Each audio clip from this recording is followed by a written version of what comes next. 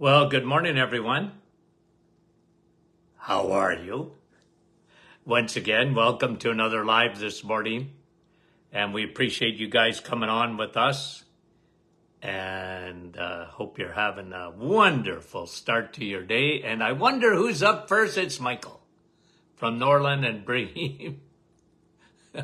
I get a kick out of it because they're always 1 and 2 or whatever.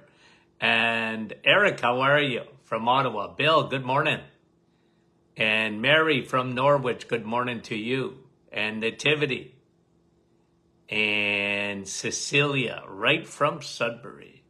Nick from our staff. Madeleine, Kippawa, Quebec, bonjour. Susan, Florida, freezing. Wendy, good morning from Markham. Nellie, good morning. Donna, Park Hill. Margaret from Lakeland.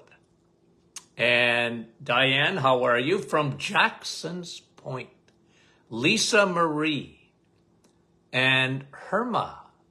Georgie, Halifax, Nova Scotia. Jeanette from our staff. And Karen. Lighthouse Cove. Frida, good morning. Fran, Valkaren. And Yolande, bonjour. And Manette. And Karen from Kincardine. Linda, good morning. And Kevin. Kevin, I'm missing you consistently. Linda, good morning. And Andrea from Niagara Falls. Shelley from Baxter. Sandy, Minnesota. Victoria, good morning. John, Elgin, Illinois. And Patty, St. Kitts, Canada. Anna, Marlene, good morning. And Judy. And Karen from Peterborough. Carol Ann, good morning. In Newfoundland. Donna, good morning. Judy, New Brunswick. Sandy, Chilliwack, British Columbia. Always appreciate British Columbia because it's so early. Dave, good morning. Fran, Tilsonburg. John, good morning. Sonia, Aylmer. Lori, Alberta. Bruno, North Bay, right? Karen, Little Britain. Barbara, Nova Scotia. And Fran from Orangeville. Joni, how are you? And Bonnie, good morning. On Manitoulin Island. Carol, Mount Pearl, Newfoundland. And I just missed that. I couldn't see that name. John, from Michigan. And Peggy. Linda, Waterloo. And Nina says I missed her. Chatham. Lorraine from British Columbia. 2 more. Donna from Newfoundland. And you know what, Brahim, you're right. Oregon is very early. Marine, British Columbia. Karen, Coldwater. There's Doc McEwen from West Tennessee. Jane from Tirana. And Millica. And Maryland. Good morning, guys. We appreciate you coming on. I got a lot of studies to talk about. I just don't know how far I'm going to get.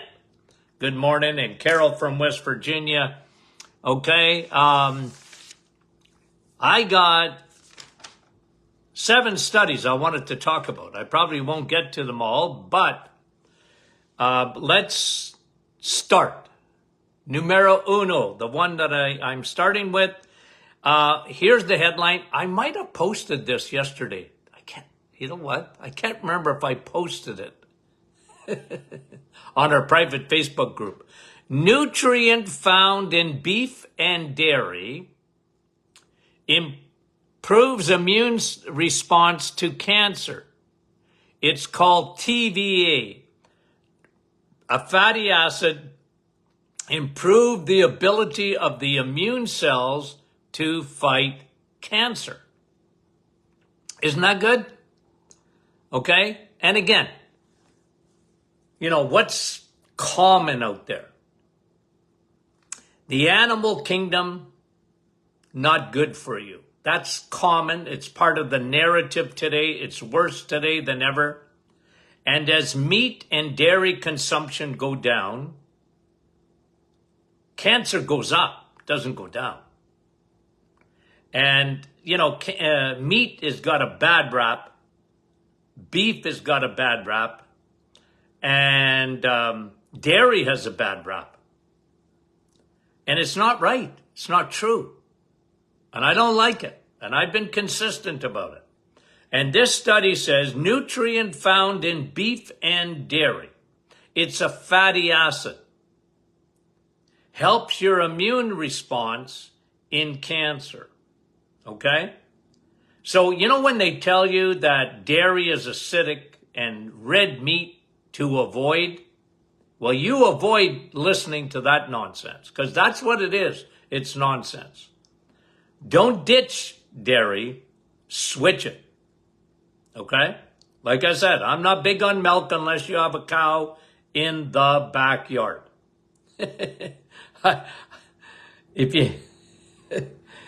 I love cows. I do. Cows should be thanking me.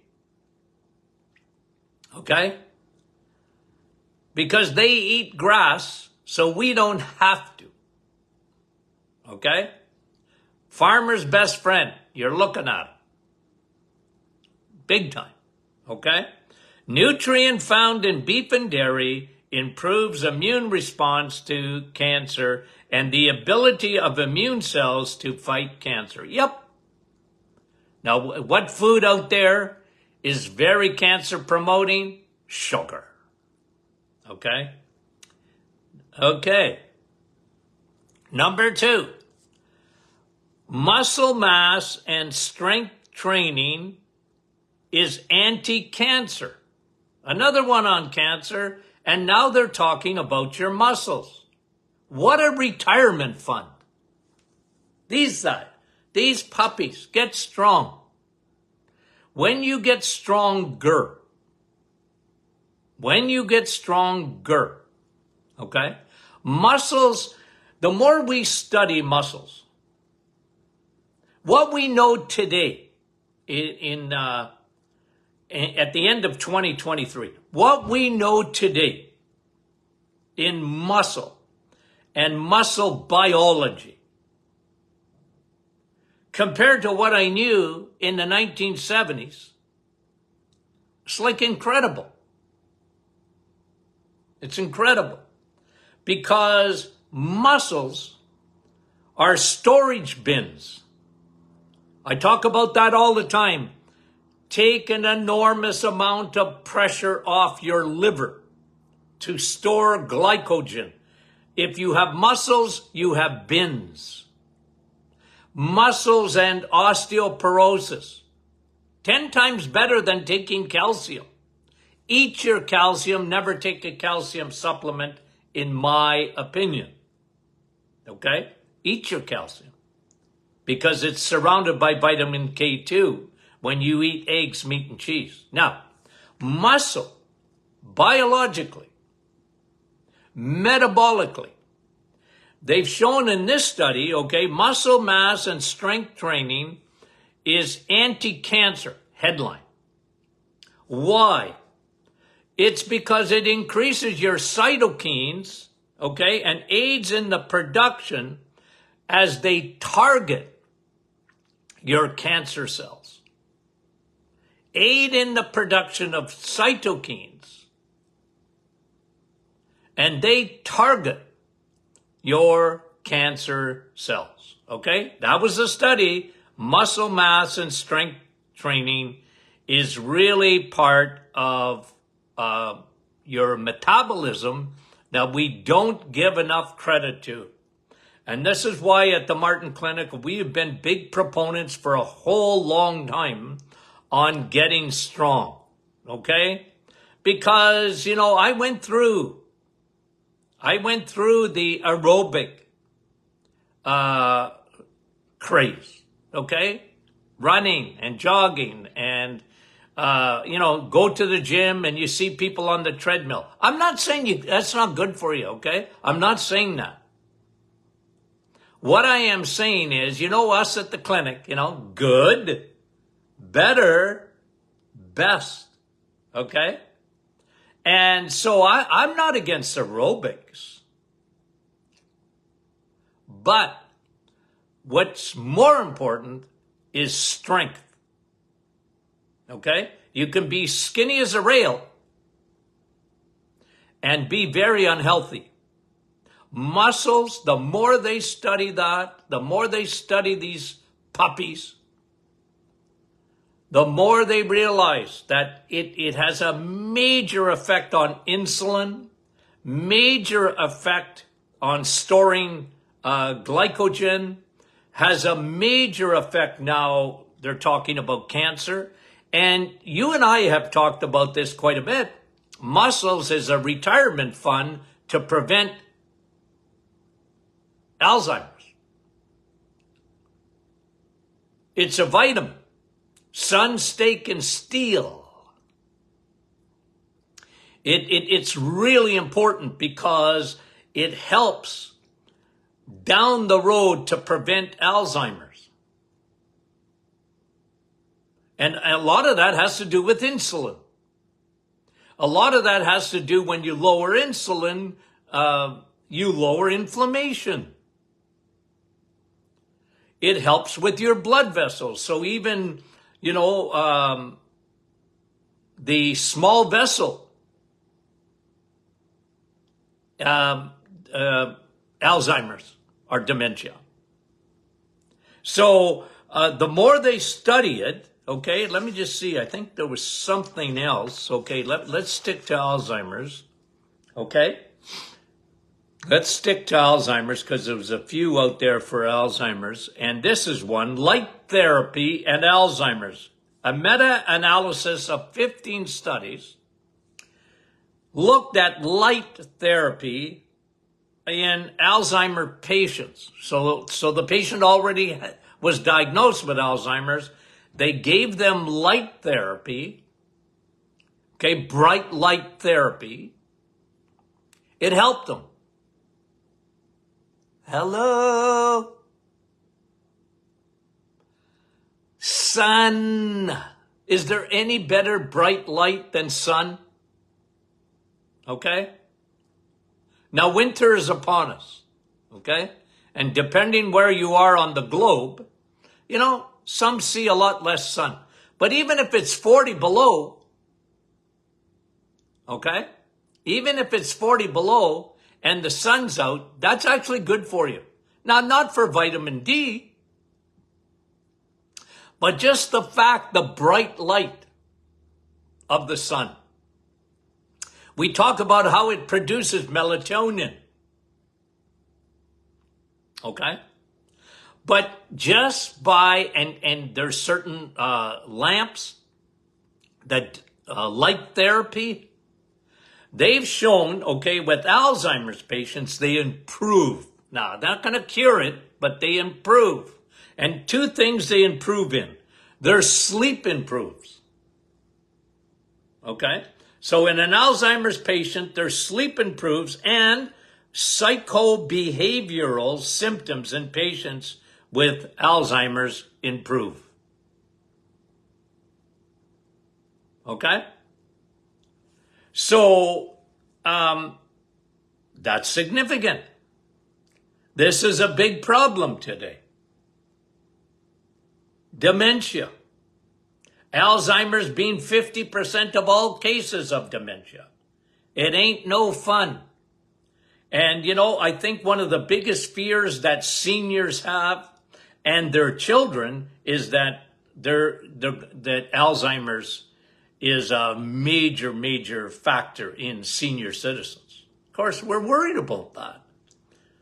You know that. You know that about me. I'm so cognizant of my brain. I want to protect it. Okay? So light therapy. Is there a better light than the sun? Is there? 93 million miles away from us, but whoa, boy, you can't live without the sun. Plants can't and we can't. We need that sun. And they were using light therapy, bright light therapy. I got no problem with that. Anywho, and they also mentioned good improvements without side effect. Now we know that the whole plaque-based theory, 2022, summer of 2022, big summer when it came to mental health. Dr. McEwen and I have talked about this quite a bit.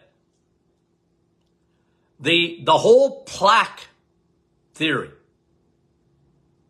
of Alzheimer's was thrown out the door in meta-analysis, looking at all the studies. And they said, man, that theory is just, well, number one, it ain't true. And number two is that all the drugs that came down the pipe, this is a major story in the summer of 2022. All the drugs that came down the pipe for Alzheimer's were a colossal failure. And you know why? Because they were looking for love in all the wrong places. It was the plaque theory. So they just said, look, let's try and get to medications that's going to decrease plaque. They weren't talking about insulin. They weren't talking about circulation. They weren't talking about inflammation. They weren't talking about mitochondria, the battery packs in the brain.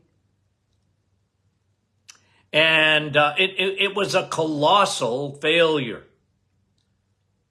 And once a patient gets Alzheimer's, I mean, then they go, well, let's do some light therapy. I'm not against that, of course. All I'm saying is, isn't it better to prevent it? The number 3 killer in North America and number 1 in the United Kingdom. Kills more people than anything else in the United Kingdom. It's crazy. And we haven't even made a dent. We haven't made a dent. It's gotten worse. And it's one of the proofs that I tell you all the time. You know, where medicine got hijacked by Big Pharma. And you know, Big Pharma does some wonderful things. Okay, please. Okay, I want to balance things out a bit. I'm picking on them a lot. You know. But there was no treatment for Alzheimer's other than medications that were coming down the pipes. The FDA even allowed them to come down, even though they couldn't show that they did anything. And yet, colossal failure. It's still out there today, by the way. It's not like they've taken them off the market.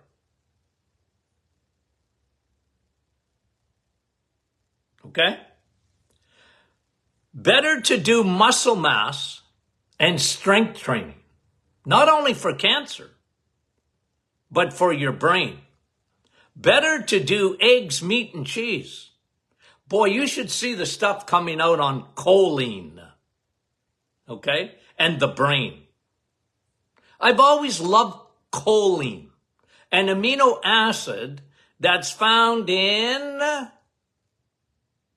Somebody say it. Eggs, meat, and cheese. Eggs, meat, and cheese. You find choline. How can that, my friend? You should see the stuff coming out on choline. Okay? It's so good for the brain. Your chemistry in the brain, your synapses, your electric grid needs choline. And they say, well, you better limit your eggs because of cholesterol. And I'm the quack? And I'm the quack? You want to know what gives me a headache? Is when someone talks stupid like that. Well, I got cholesterol. Good. You'll do better. Like, okay.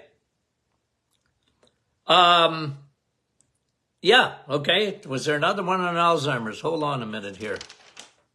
Yeah, light therapy. Okay, I did it. Okay. And, we talked about the plaque theory. And, here's another one. Here's another study. Okay. Flavonoids. Okay. This was a real, I really like this study. And again, it was a meta-analysis study, of flavonoid therapy. Okay. And they really cued in on a few flavonoids. What is a flavonoid? Okay. Well, when I think flavonoid, I think coffee. Okay? Coffee is a powerful flavonoid. Okay?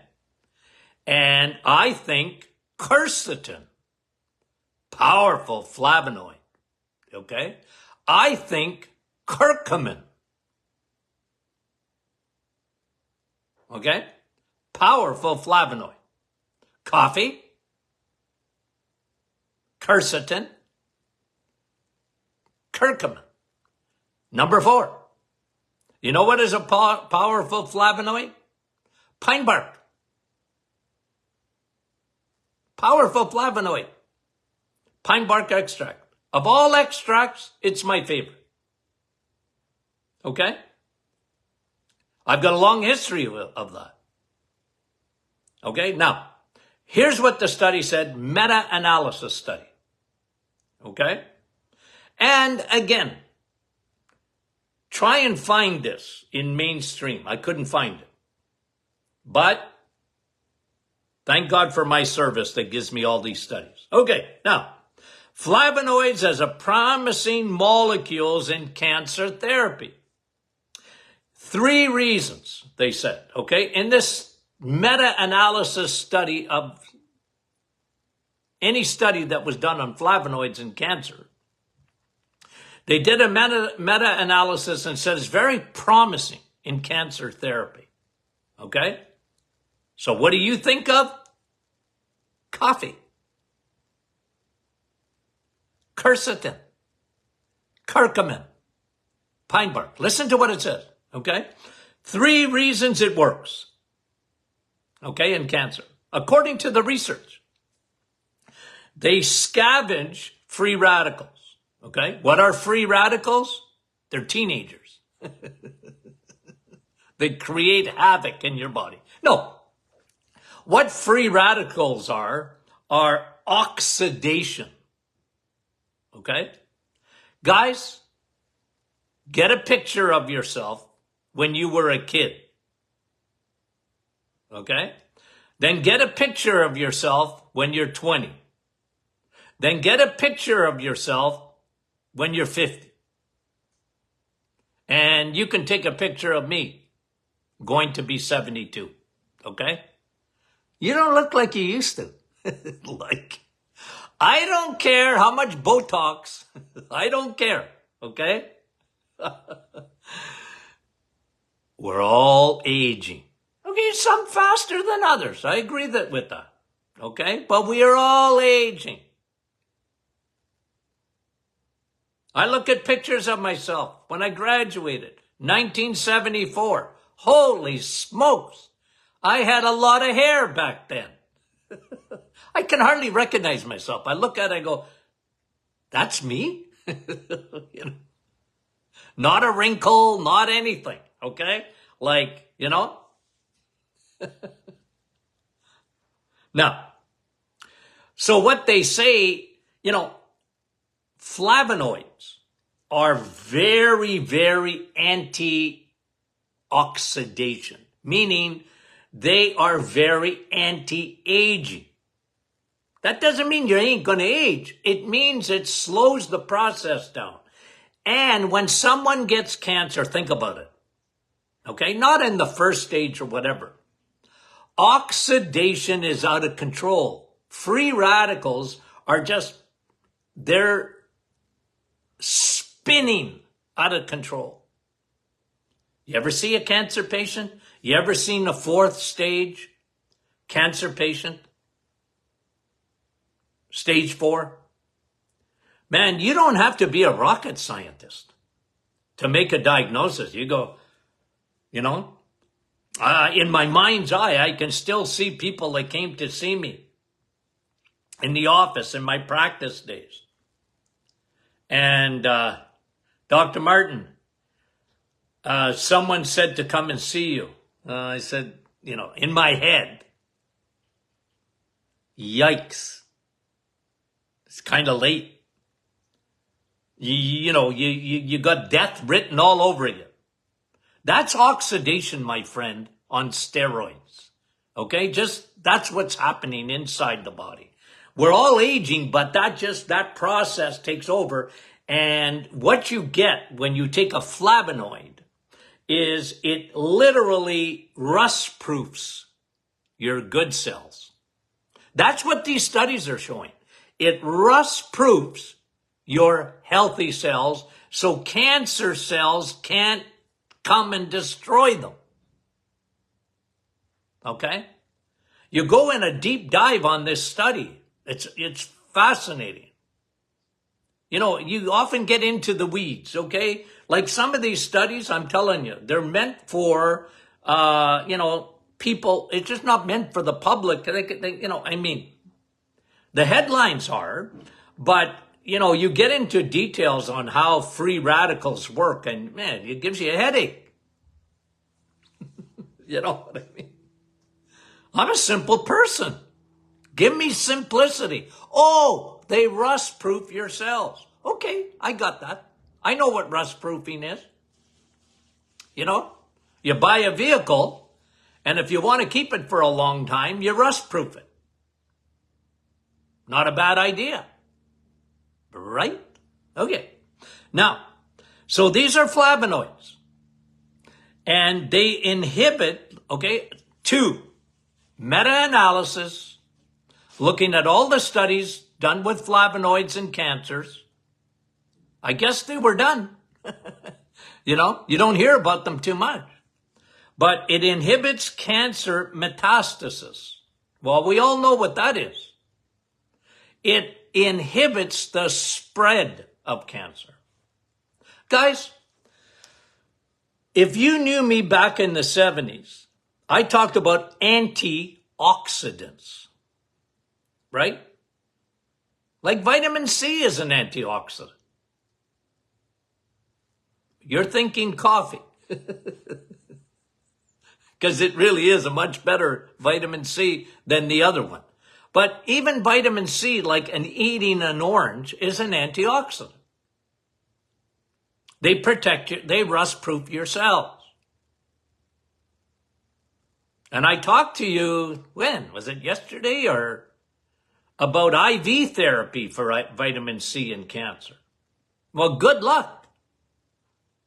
I think it's very, very promising. And I've counseled many a patient over the years. If you can get IV vitamin C therapy, go for it, man. Go for it. So they scavenge free radicals. Okay. They inhibit cancer metastasis, and they induce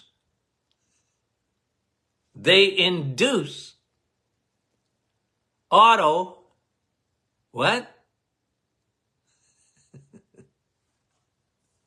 autophagy.